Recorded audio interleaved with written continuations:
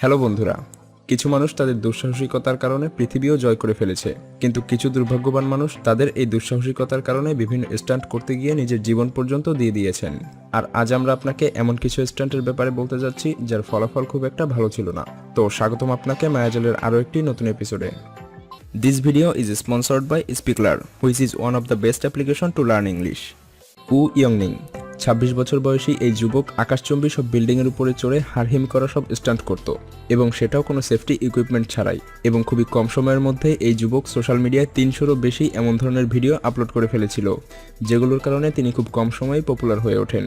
কিন্তু এখন আপনি স্ক্রিনে যে ভিডিওটি দেখতে পাচ্ছেন, এটা শ্যুট করতে গিয়ে স্বয়ং ইয়ংনিং নিজেই শেষ নিঃশ্বাস ত্যাগ করেছিলেন।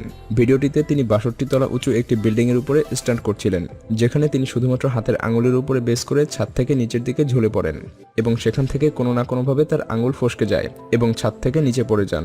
আর এই যুবক এসব কাজ শখের বশে নয়, বরং তিনি এসব টাকার জন্য করতেন।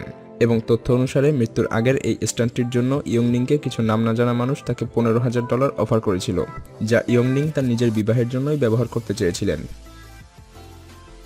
ভ্যালেরি রোজোভ।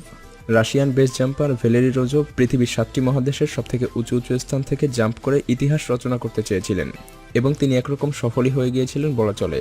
আইবিটি অনুসারে রোজোভ অনেক আগে থেকেই অ্যান্টার্কটিকার আলভিতানা পাহাড়ের উপর থেকে লাফ দিয়েছিলেন, এবং 2009 সালে তিনি একটি সক্রিয় জ্বলন্ত লাভার উপর থেকেও লাফ দেন, এবং সেই সাথে উইংস্যুট পরে পৃথিবীর সবথেকে উঁচু স্থান থেকে লাফ দেওয়ার ওয়ার্ল্ড রেকর্ডও করেছিলেন, যা তিনি মাউন্ট এভারেস্টের উপর থেকে জাম্প দিয়ে স্টান্ট করেছিলেন।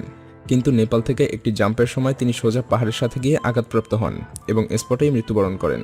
কিন্তু দুঃখের বিষয় হলো, রোজোভ এর আগেই মাউন্ট এভারেস্ট থেকেও লাফ দিয়ে জীবিত ছিলেন, কিন্তু তার মৃত্যু খুবই কম উচ্চতাতেই হয়েছে। বন্ধুরা, আমরা জানি যে কোনো ভাষা শেখার জন্যই প্র্যাকটিস করাটা সবথেকে গুরুত্বপূর্ণ ব্যাপার, আর এ কারণেই কম বেশি ইংরেজি জানা সত্ত্বেও প্র্যাকটিসের অভাবে ইংরেজি বলার দক্ষতা কমই থেকে যায়। আর আমরা এই সমস্যাটির সমাধান করে ফেলতে পারি সিম্পলি একটা অ্যাপ্লিকেশন স্পিকলার ব্যবহার করে, যেখানে আপনি পাবেন ইংরেজি প্র্যাকটিসের অফুরন্ত সুযোগ, এবং সেখানে আপনার সাথে কথা বলার জন্য রয়েছে বিভিন্ন দেশের ইংরেজি শিখতে আগ্রহী হাজারো মানুষ, যাদের সাথে আপনি ইংরেজি প্র্যাকটিস করতে পারবেন। এবং আমি পার্সোনালি রিকমেন্ড করছি অ্যাপটি ইউজ করার জন্য। আশা করছি অ্যাপটি ব্যবহার করে আপনার ইংরেজি বলার দক্ষতা একটু হলেও বাড়বে। ডেসক্রিপশন এবং কমেন্ট বক্সে দেওয়া লিঙ্ক থেকে আপনি সরাসরি অ্যাপটি ডাউনলোড করে নিতে পারবেন। শৈলেন্দ্রনাথ রয়। শৈলেন্দ্র রয় দার্জিলিং হিমালয় রেলওয়ের একটি ট্রেনকে নিজের চুলের সাহায্যে 2.5 মিটার পর্যন্ত টেনে গিনেস বুকে নাম লিখিয়েছিলেন। এটার পর তিনি আরও একটি ওয়ার্ল্ড রেকর্ড করার ডিসিশন নেন, আর সেটা হলো তিনি তার চুলকে একটি তারের সাথে বেঁধে শিলিগুড়ি থেকে 35 কিলোমিটার দূরে এক পাহাড় থেকে অন্য পাহাড়ে যাওয়ার সিদ্ধান্ত নেন। কিন্তু দুর্ভাগ্যবশত শৈলেন্দ্র তার চুল যে চেইনের মাধ্যমে তারের সাথে বেঁধেছিলেন সেটি ব্লক হয়ে যায়, আর এ কারণে তিনি এভাবেই কয়েক ঘন্টা পর্যন্ত তারের উপরে ঝুলে থাকেন এবং শত শত মানুষের সামনে ঝুলন্ত অবস্থাতেই মৃত্যুবরণ করেন। Dean Potter and Graham hunt. Potter এবং হান্ট খুবই ভালো বন্ধু ছিলেন, এবং তারা দুজনেই খুবই বিখ্যাত পর্বতারোহীও ছিলেন, আর এই দুজনের মৃত্যুও একসাথেই ঘটেছিল।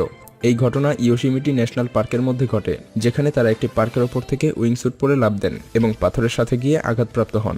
এই দুর্ঘটনা সম্পর্কে তাদের আরও একজন পর্বতারোহী সঙ্গী ডাক রবিনসন বলেন, তাদের মৃত্যুর জন্য আমি কষ্ট অবশ্যই পেয়েছি, কিন্তু অবাক মোটেই হয়নি, কারণ তারা সবসময় নিজের ইচ্ছা এবং দুঃসাহসিকতাকে প্রাধান্য দিতেন। আর পটার এ ধরনের লাফ আগে 20 বারেরও বেশি দিয়েছেন, এবং হান্টও তার কাছাকাছি ছিলেন।